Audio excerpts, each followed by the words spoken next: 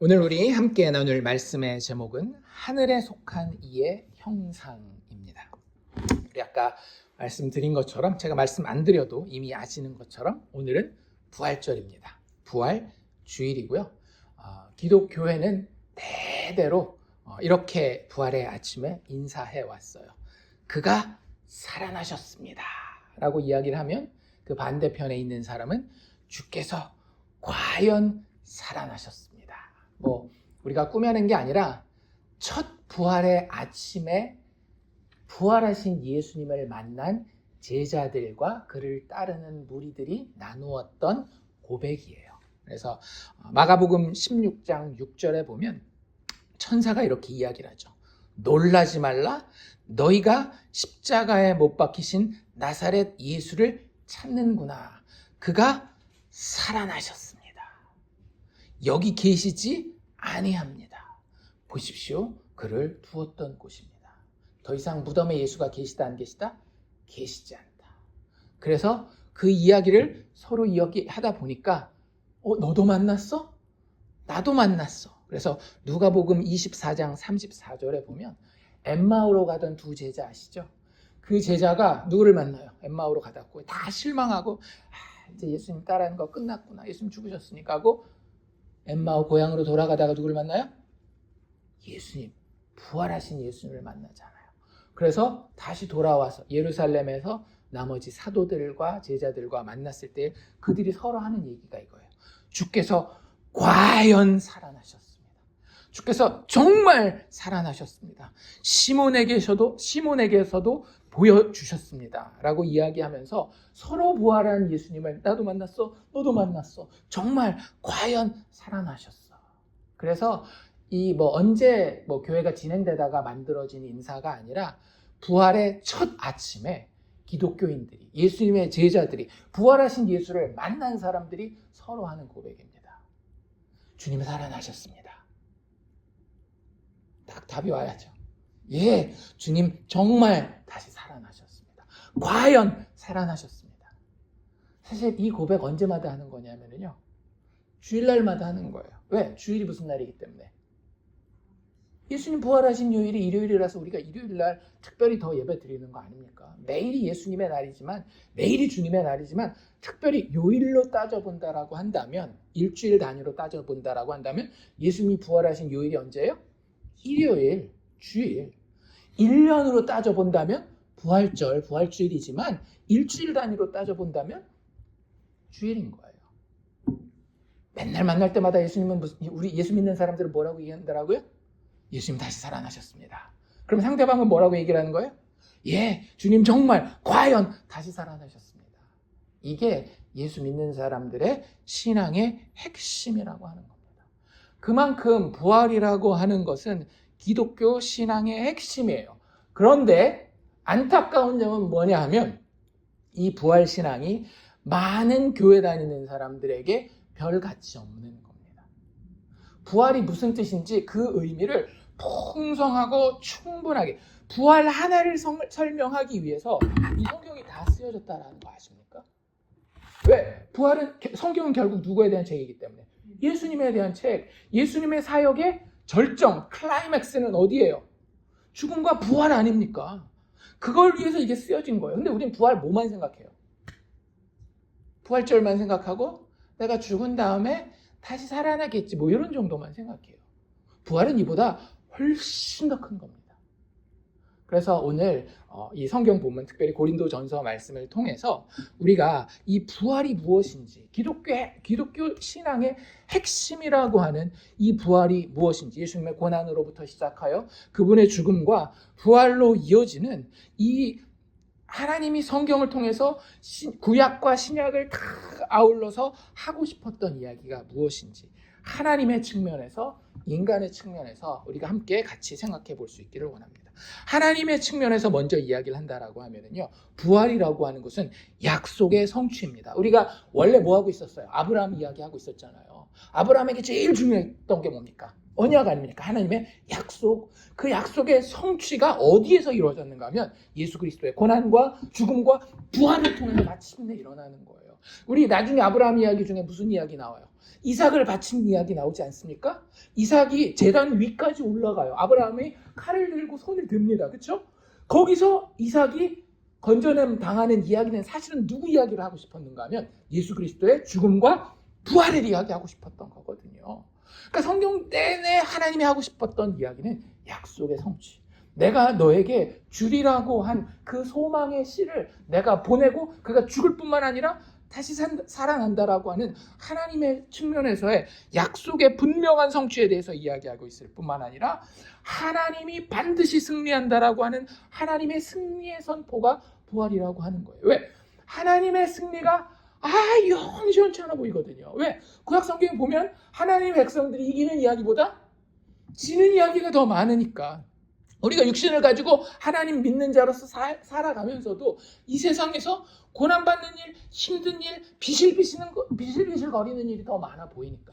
그런데 하나님은 이 부활을 통해서 무엇을 이야기하고 있는가 하면 하나님의 승리가 너무나도 분명하다라고 하는 것, 그 백성에게 너무나도 확실하다라고 하는 것을 선포하고 있는 겁니다. 하나 더 이야기한다라고 한다면 부활이라고 하는 것은 하나님의 성품의 발현입니다. 하나님이 어떤 분인지를 보여주시는 거예요.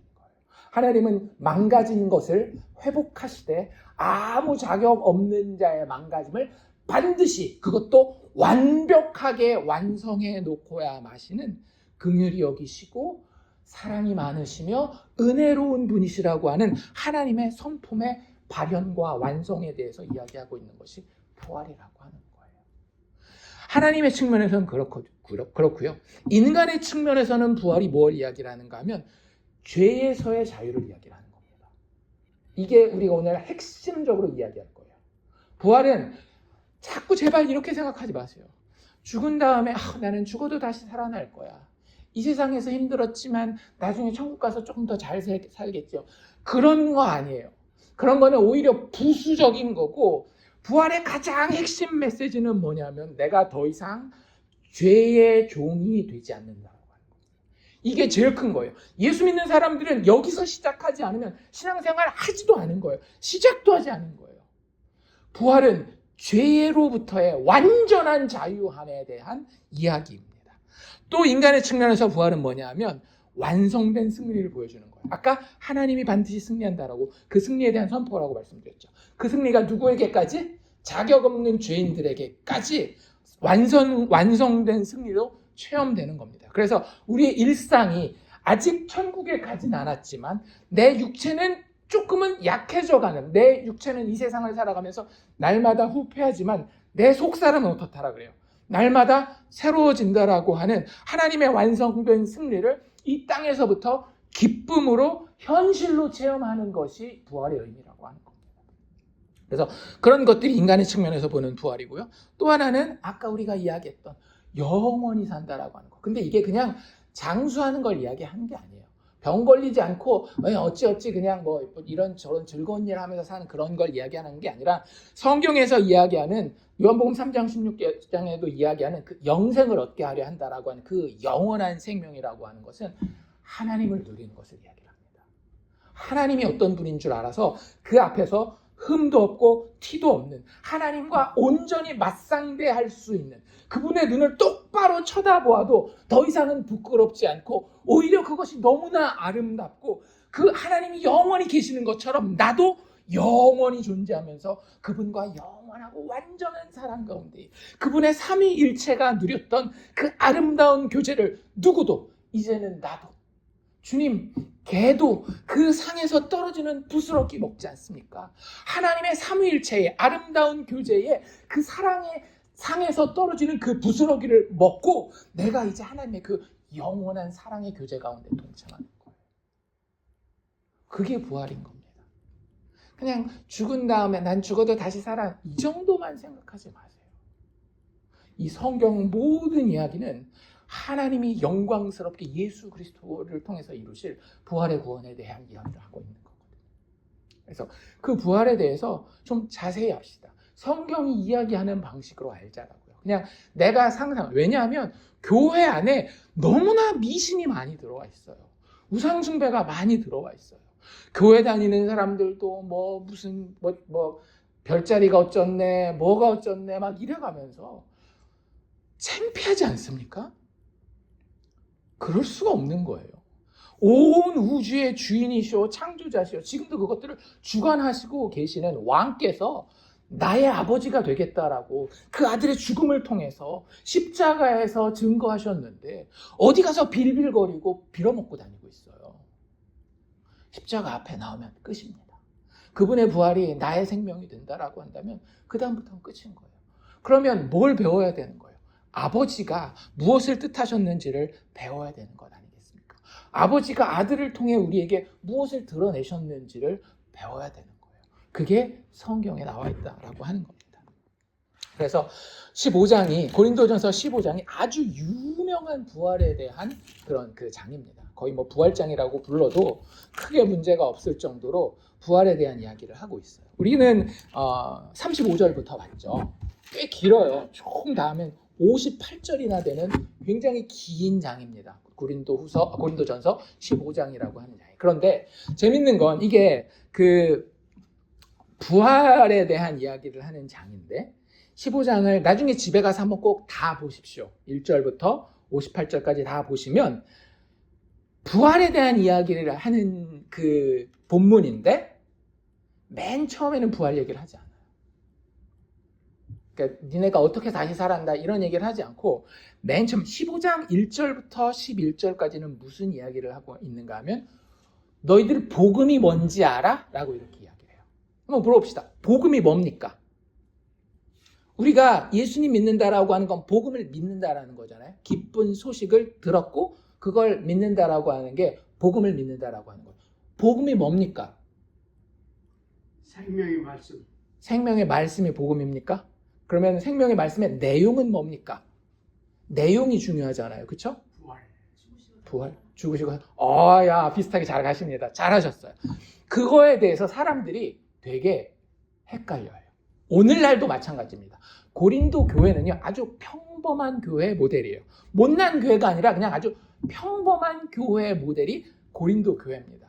이 교회 사람들이 어떤 생각을 하는가 하면 복음하면 어떤 사람은 아주 세속주의적으로 생각합니다. 세상에서 다른 사람들이 못하는 걸 내가 하나님 믿으니까 하는 거, 뭐 이런 걸 복음이라고 생각하거나 아니면 그 복음이라고 하는 것이 뭐 죽은 다음에나 뭐 되는 거 아닐까? 뭐 이런 생각들.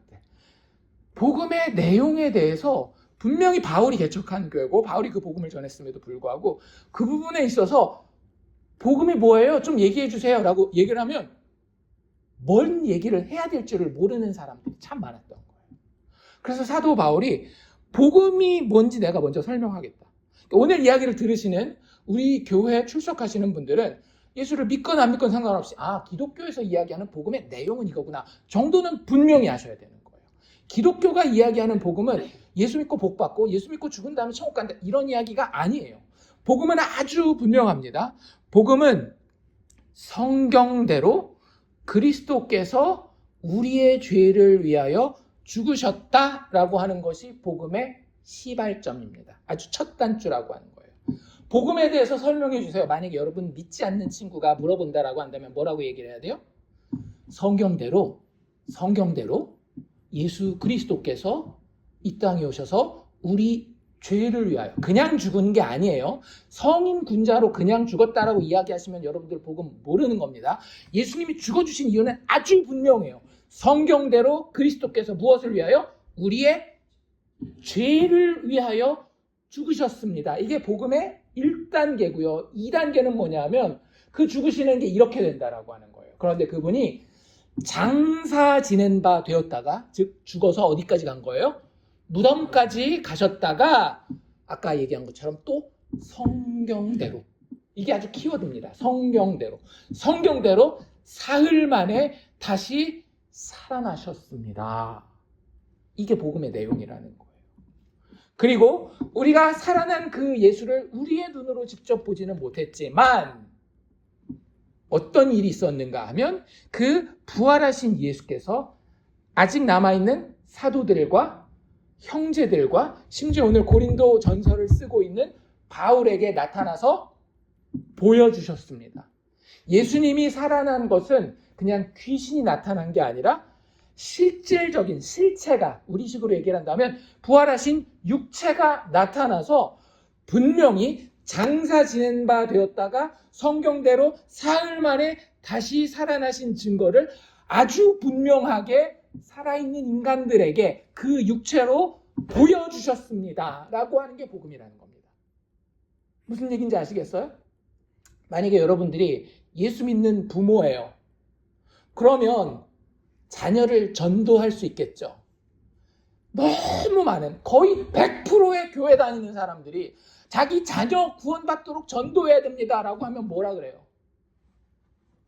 교회 가라. 교회 가자. 그래야 너 천국 가야 되겠지 않겠니?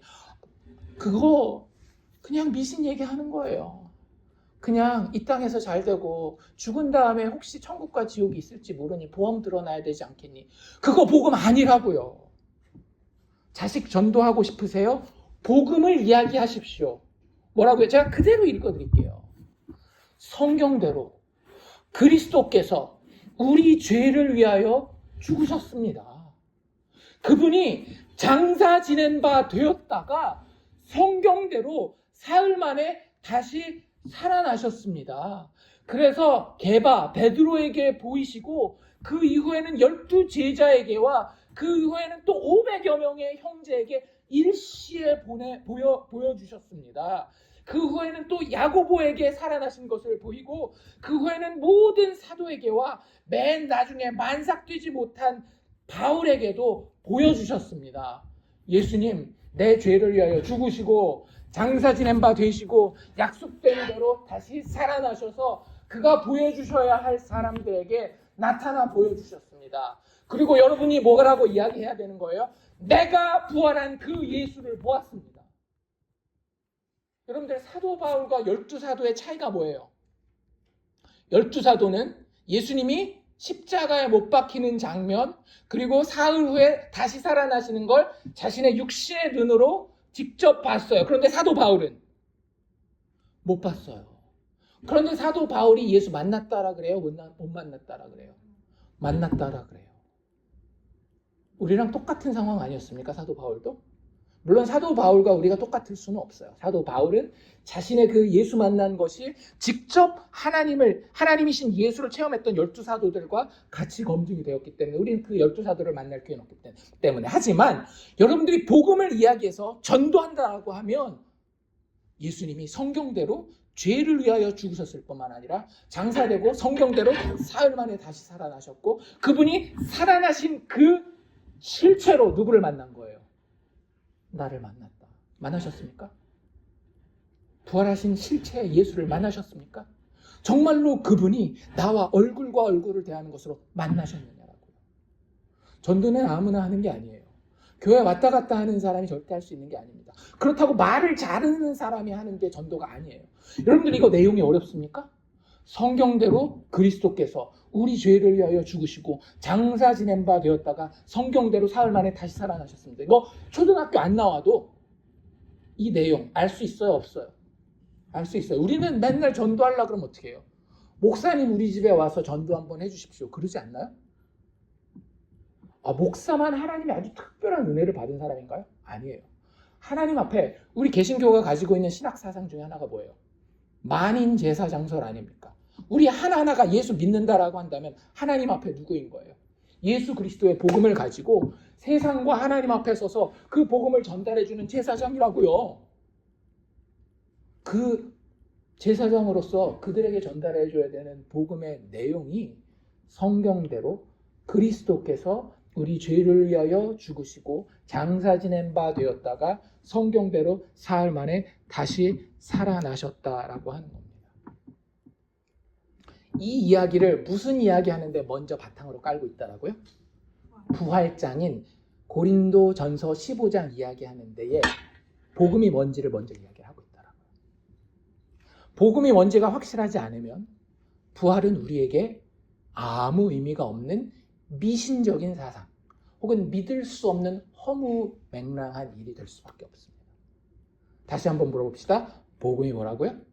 성경대로 그리스도께서 우리 죄인을 위하여 죽으시고 장사된 바 되었다가 성경대로 사흘 만에 다시 살아나셨고 그분이 자신이 원하는 자들에게 자기 스스로를 보여주셨다라고 하는 거예요. 그리고 그게 누구예요? 예수 믿는 모든 사람. 성령 받았다라고 하는 사람 있죠. 성령 받은 사람. 막 신비 체험하는 이런 사람이 그 성령 체험한 사람이 아니라 부활하신 예수를 만난 사람 절대 못 만나거든요, 원래는. 근데 누가 만나는 거예요? 성령이 충만한 사람이, 성령을 받은 사람이, 성령으로 세례받은 사람이 부활하신 예수를 만나는 거예요. 그걸 먼저 깔지 않으면 부활은 아무 의미가 없습니다. 그래서 이 고린도 교회에 교회는 다니지만 많은 교회가 오늘날도 똑같습니다. 교회는 다니지만 심지어는 타이틀은 가졌지만 심지어는 그 가운데에 사도라는 타이틀을 가진 사람들도 있었을지도 몰라요. 예루살렘 교회 출신입니다. 막 이러면서. 우리식으로 얘기를 한다면 목사 타이틀, 장로 타이틀, 권사 타이틀을 가진 사람들이었을지도 몰라요. 그런데 그 사람들 중에 어떤 사람들이 있었는가 하면 우리가 읽은 35절입니다. 누군가가 그런 사람들이 교회 다니는 사람들인데 뭐라고 물어보면 에이 죽은 사람들이 어떻게 다시 살아나요? 예수 믿으면 이 땅에서 잘 돼야죠. 예수 믿으면 이 땅에서 착하게 살고 하나님이 착하게 살았으니까 그거에 대한 보답으로 자식도 잘 되게 해주시고 건강하게 해주시고 돈도 잘 벌게 해주시고 그래야죠. 뭐 죽은 다음에 무슨 상관입니까?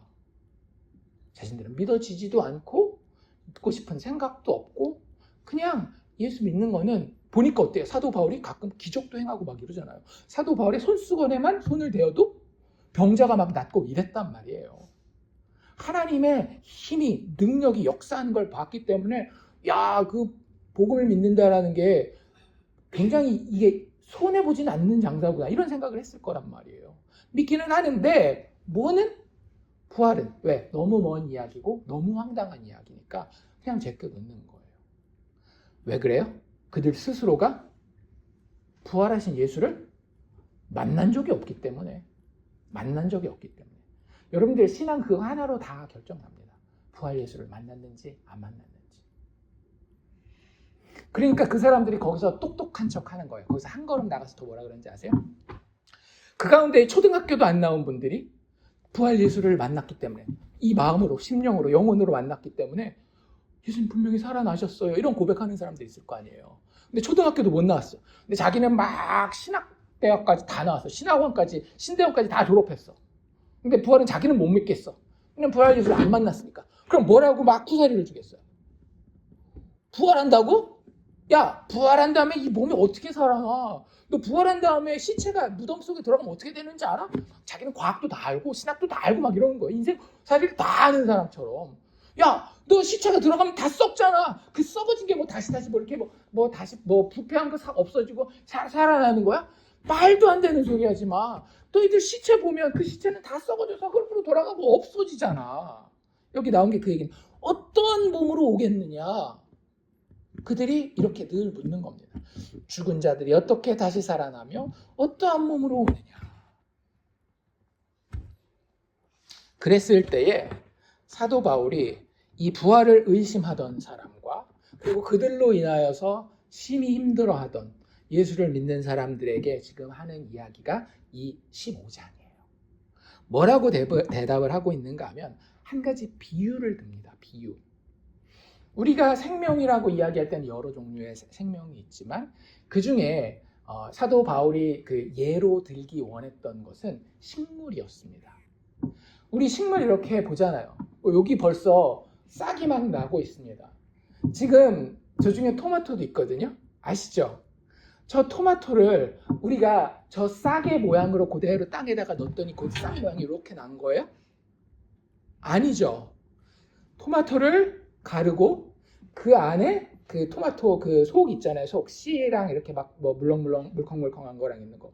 그거 이렇게 칼로 도려내가지고 저기다 넣습니다. 그러면 그게 나와야 될 것처럼 상식적으로는 생각나는데 그게 들어가서 처음에 어떻게 돼요? 썩어요. 죽어야 돼요. 예수님도 그런 비유를 하시잖아요. 한 알의 씨앗이 썩어지지 아니하면 열매 맺지 못한다.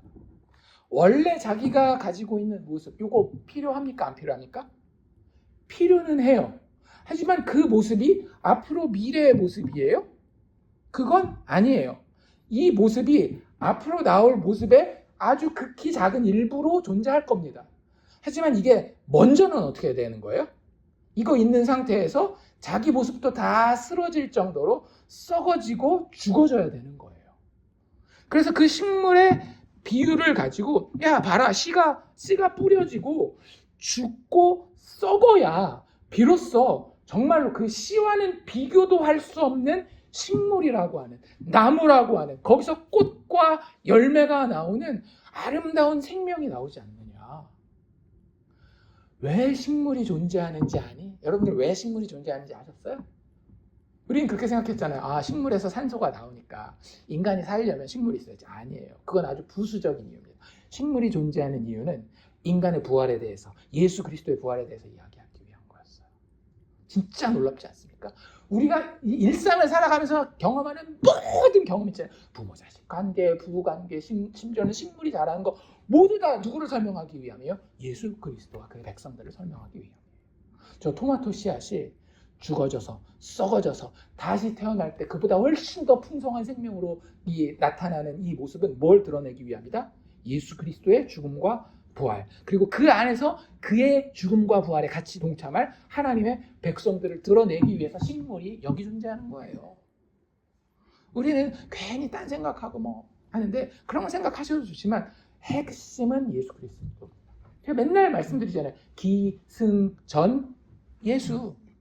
항상 모든 것의 끝에는 예수가 하나님의 영광과 하나님의 진리를 가지고 서 계시는 거예요. 그래서 씨의 모양과는 전혀 다른 형체로 식물이라고 하는 존재가 태어나는 것을 봅니다.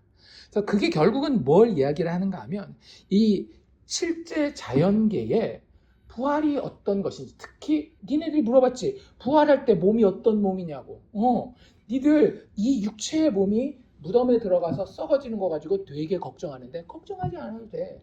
자, 씨가 들어가서 썩어지잖아. 썩어진 다음에 어떻게? 반드시 새 모습으로 다시 살아나지. 그게 예수님의 부활을 보여주기 위한 거야. 예수 안에 있는 모든 하나님의 백성들을 그들의 부활을 보여주기 위함이야 라고 이야기를 하는 거예요. 그래서 씨가 가지고 있는 영광과 실제 그 씨가 드러내는 식물, 이 나무가 가지고 있는 영광이 같아야 달라요? 다르죠. 씨는 뭐 하는 게 영광이에요? 죽어져서 썩어지는 게 영광이라고 한다면 식물은 어때요? 생명력을 가지고 자라고 성장하고 아름답게 꽃 피우고 열매 맺는 게 영광이잖아요. 영광, 둘 다 영광이지만 영광의 모양이 달라요. 그래서 또 사도 바울이 다른 그 비유를 하나 들죠. 야, 니네들 봐라. 자연계에 보면 다양한 종류의 이 몸뚱아리가 있지 않느냐. 그러면서 그 사람의 몸뚱아리도 있지만 짐승의 몸뚱아리도 있고 새의 몸뚱아리도 있고 물고기의 몸뚱아리도 있지 않느냐. 다 같아 달라. 다르잖아요. 진화론에서는 이게 다 결국에는 하나의 뿌리에서 나왔다 그러는데 아니요. 우리는 그냥 성경을 믿는 사람들이에요. 하나님이 그 육체들을 지으셨을 때에 그 육체들이 다 다르다라는 거예요. 그 형체가 다른 것처럼 우리가 나중에 부활할 때 육체를 가져요. 그런데 육체도 그 형체가 각각 다르다라고 하는 거예요. 지금 우리가 가지고 있는 형체는 어떤 형체예요? 40절에 보면 땅에 속한 형체라고 이야기를 합니다. 그런데 죽은 다음에 부활할 때, 예수님이 부활하셨을 때, 그리고 우리가 나중에 부활할 때 가지게 되는 형체는 어떤 형체래요? 더 이상 땅이 아니라 하늘에 속한 형체라고 이야기를 합니다. 재밌는 건 뭐냐면요. 그럼 지금 우리가 가지고 있는 건 다 잃어버리나요? 우리가 아직 부활을 안 해봤기 때문에 몰라요. 그런데 아마 이렇지 않을까요? 왜냐하면 여기 힌트가 나와 있는 게 이거예요. 37절 제가 다시 한번 읽어드릴게요. 씨에 대해서 이야기할 때 이렇게 얘기합니다. 바울이. 또 네가 뿌리는 것은, 그 씨 뿌리는 거 얘기하는 거야. 네가 뿌리는 것은 장래의 형체를 뿌리는 건 아니다. 그 열매나 꽃이나 나무 그 자체를 뿌리는 건 아니잖아요. 그 씨만 뿌린단 말이에요. 다만 밀이나 다른 것의 알갱이일 뿐이로돼. 그러면 나중에 그게 식물로 자랍니다. 그게 밀이 됐건 나무가 됐건. 그러면 자라서 꽃도 피우고 열매를 맺잖아요. 그럼 원래 내가 처음에 뿌렸던 그 씨가 여기 포함되어 있어요? 안 돼 있어요? 포함되어 있죠. 내가 토마토 씨앗을 여기다 뿌렸으면 이게 일단은 썩어서 죽지만 그게 식물이 되어서 열매를 맺으면 그 열매 안에 토마토 씨앗이 포함이 되어 있죠. 똑같은 거예요. 우리가 나중에 부활할 땐 그냥 귀신처럼 되는 건 아닙니다. 우리가 지금은 땅에 속한 형체만 가지고 있지만 그때는 이 땅에 속한 형체를 덮고도 남을 만한 훨씬 더 크고 풍성한 하늘의 형체를 가지게 되는 거예요. 지금의 모든 것을 죄만 빼고 다 가지고 있으면서도 거기에 제한되지 않는 놀라운 형체가 우리가 부활할 때 가지게 되는 육체라고 하는 겁니다. 그러니까 참 재밌죠. 설명을 다 할 수는 없지만 얼마나 좋은 것인지는 말씀드릴 수 있어요. 여러분들, 왜 성도가 그렇게 이 부활에 대해서 진짜 부활하신 예수님을 만나게 되면 부활에 대해서 큰 소망과 기쁨을 가지고 그래서 이 땅에서 능력으로 살 수 있게 되는지 아십니까? 여기에 능력이 있기 때문에 그런 거예요. 여기에 하나님의 모든 생명력이 들어있기 때문에 그래요. 그래서 이 성도의 부활에 대해서 지금 사도 바울이 뭐라고 계속하고 이야기를 하는가 하면 너희들 지금은 비록 육체를 가지고 옛사람의 모습대로 죄의 영향 때문에 썩을 것으로 심지만 결국에는 어떻게 될 것이다? 썩지 아니할 것으로 다시 살아날 것이다. 너희들 지금은 욕된 것으로 심지만 나중에 영광스러운 것으로 다시 살아날 것이다. 지금은 너희가 약한 것으로 심지만 나중에 강한 것으로 다시 살아날 것이다. 너희들 지금 육체의 몸으로 늘 욕심과 시기와 질투, 자기 연민, 자기 사랑, 이기심, 육체의 몸으로 심지만 예수의 죽음과 부활에 동참한 이들은 결국 신령한 몸으로 다시 살아날 것이다. 이게 성경이 우리에게 약속하는 부활입니다. 어떻게 하나님이 이렇게 분명하게 이야기하실 수 있어요? 이 모든 썩을 것들은, 이 모든 욕된 것들은, 이 모든 약한 것들은, 이 모든 세상과 육체에 속한 것들은 뭐의 결과이기 때문에? 죄의 결과이기 때문에.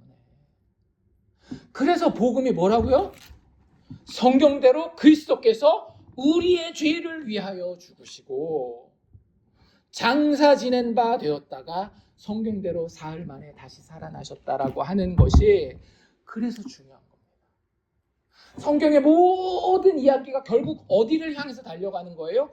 하나님의 그리스도이신 예수께서 죄인들의 죄의 문제를 해결하고 그 죄의 권세를 박살내기 위해서 이 땅에 오셔서 죄인이 죽어야 할 그 저주의 자리에서 저주받은 나무 십자가에서 죽으셨을 뿐만 아니라 그 저주가 끝났다라는 걸 증명하는 게 뭐예요? 부활 아닙니까? 다시 살아나심으로 더 이상 예수에게는 죄가 왕노릇할 수 있다 없다? 없다. 그러니 그 예수에게 속한 모든 자들, 즉 우리 예수 믿는 자들은 죄가, 사망이 더 이상 왕노릇할 수 있다 없다? 없다. 그게 성경의 이야기예요. 다른 이야기 하나도 하고 있지 않습니다. 비슷한 얘기 하는 것 같아도 그거 성경 잘못 읽는 거예요. 성경은 오직 우리의 그리스도, 죄를 무너뜨리신, 죄와 사망의 권세를 다 정복하신 예수 그리스도에 대한 이야기만 하고 있고 그 핵심, 절정, 클라이맥스, 꼭대기가 어디냐? 예수 그리스도의 부활이라는 거예요. 그 부활하신 예수를 그러니 만나라는 거죠. 죽으신 그분이 나는 죽은 줄만 알았는데 내가 그리스도인으로서 교회 다니는 사람으로서 인생의 소망이 끝난 줄 알았는데 그분이 진짜 살아서 나타나셨어요. 봐라! 내가 죽음과 겨루어서 이겼는지 졌는지 내가 죽음을 삼키었노라. 이사야서에 보면은요, 이 하나님의 마지막 승리에 대한 장면을 잔치자리로 이야기를 하거든요. 뭐라고 이야기하는지 잘 들어보십시오. 이사야서 25장인데요. 만군의 여호와께서 이 산에서, 산 꼭대기, 시온산 알잖아요. 성전이 있었던 그 산, 하나님을 만나는 그곳을 이야기를 하는 거예요. 우리 예수님의 제자들로 얘기한다면 변화산 정도 될 수 있겠죠. 하나님을 만나는, 하나님과 가장 가까운 그 산에서 만민을 위하여, 그가 종이었든지 자유인이었든지 남자든지 여자이든지 지혜자든지 무식자든지 상관없이 하나님이 구원하시기로 그 은혜 가운데 작정하던 그 모든 만민을 위하여 기름진 것과 오래 저장하였던 최상품의 포도주로 연회를, 잔치를 베푸시리니 곧 골수가 가득한 기름진 것과 오래 저장하였던 맑은 포도주로 하실 것이요, 이 산에서 모든 민족의 얼굴을 가리게. 우리 얼마나 이 세상 살면서 앞을 못 보고 맨날 걸려 넘어져요. 예수님의 빛이 필요한데 우리는 어둠 가운데 살아가잖아요. 그 가리개를, 열방 위에 덮인 덮개를 제하시며, 그 다음에 뭐라 그랬는지 잘 들어보십시오. 하나님의 마지막 승리의 선포, 그 잔칫날에 사망을 영원히 멸하실 것이라. 사망은 뭐의 결과다? 죄의 결과다. 기억나십니까? 죄의 삭은 사망이요. 그런데 그 사망을 영원히 멸하실 것이다. 이게 무슨 얘기예요? 죄의 대가를 하나님이 다 해결하겠다라는 거예요. 여러분들이 겪고 있는 모든 불편함과 어려움과 부끄러움 있죠? 왜 그렇다라고 생각하십니까? 국가의 시스템이 잘못되어서?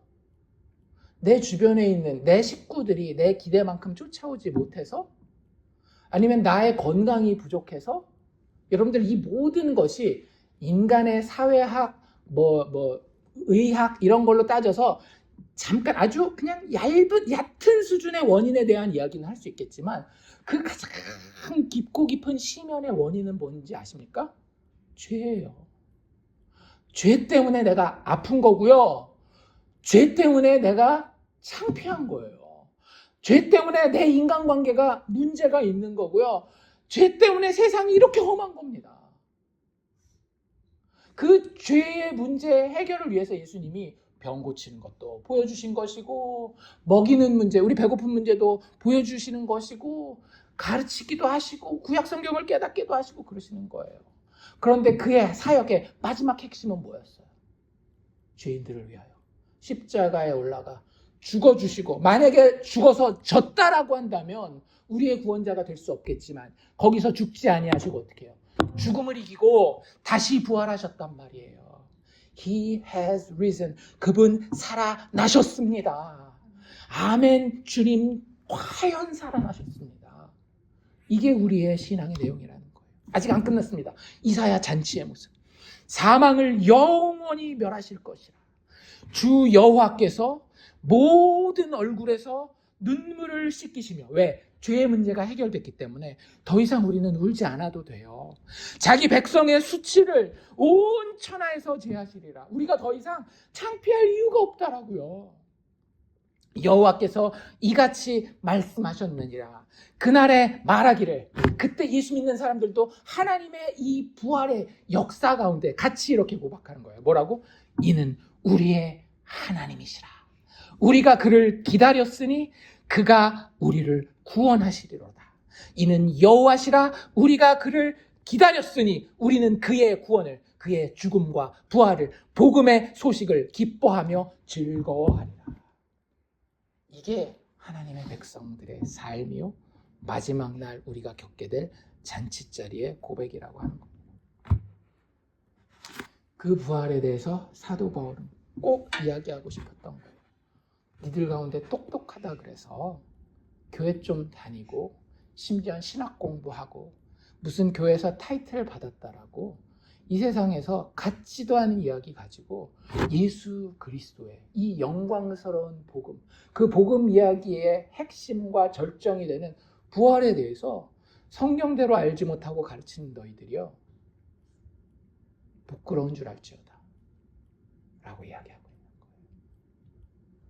예수의 부활, 이 능력의 부활이 가능한 이유는 주님이 우리를 사랑하시고 우리를 불쌍히 여기셔서 약속된 예수 그리스도로 하여금 죽게 하셨기 때문이라고 하는 겁니다.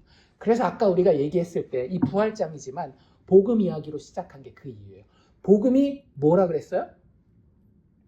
성경대로 그렇잖아요. 성경대로 된 것이 복음이에요. 사실은. 성경이 무슨 얘기를 하고 있었어요? 그리스도께서 우리 죄를 위하여 죽으시고 장사된 바 되었다가 사흘 만에 다시 살아난 게 복음이라 그랬잖아요.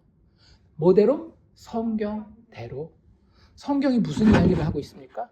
하나님을 경외하지도 하나님을 사랑하지도 않는 그 죄인들의 죄의 문제를 누가? 하나님 본인이 스스로 자신의 그리스도의 희생을 통해서 해결하겠다. 내가 너희를 구원할 유일한 소망이 되는 은혜의 하나님이다 라고 이야기하는 것이 모든 성경의 이야기였거든요. 그러니 하나님이 죄인을 위해 이 땅에 오실 수 있었던 겁니다. 그러니 하나님이 죄인을 위해 고난을 받으실 수 있었던 거예요. 그러니 하나님이 성경대로 죄인을 위하여 그들의 죄를 위하여 십자가에서 죽으실 수 있었던 거예요. 그리고 거기서 끝나는 게 아니라 어떻게 돼요? 그 자신은 죄가 없으시기 때문에 그 사망과의 싸움에서 승리하고 부활하실 수밖에 없었다는 거죠. 여러분들이 그 예수의 운명에 믿음으로 동참하시는 겁니다. 그럴 때 비로소 그 부활이 누구의 부활이 되는 거예요? 내 부활이 되는 거예요.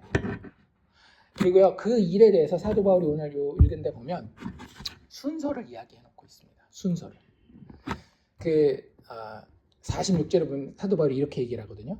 먼저는 신령한 사람이 아니요 육의 사람이다 라고 이야기를 해요. 우리가 부활에 동참하게 될 때에 일단 먼저 겪어야 되는 게 있대요. 우리는 무조건 좋은 게 좋은 거니까 우리는 처음부터 신령한 사람 이러면 참 좋을 것 같잖아요. 근데 사도 바울이 얘들아 정신 차려. 하나님이 죄인을 구하는 데에는 순서가 있단다. 먼저 될 게 있어 라고 얘기를 해요. 먼저 될 게 뭐예요? 신령한 사람이 아니래요. 뭐래요?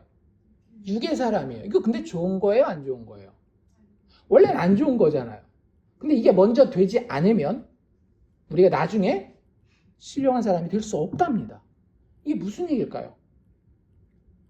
여러분들 이게 무슨 얘기냐 하면 여러분들이 육의 사람으로 발견되어야 된다는 얘기입니다.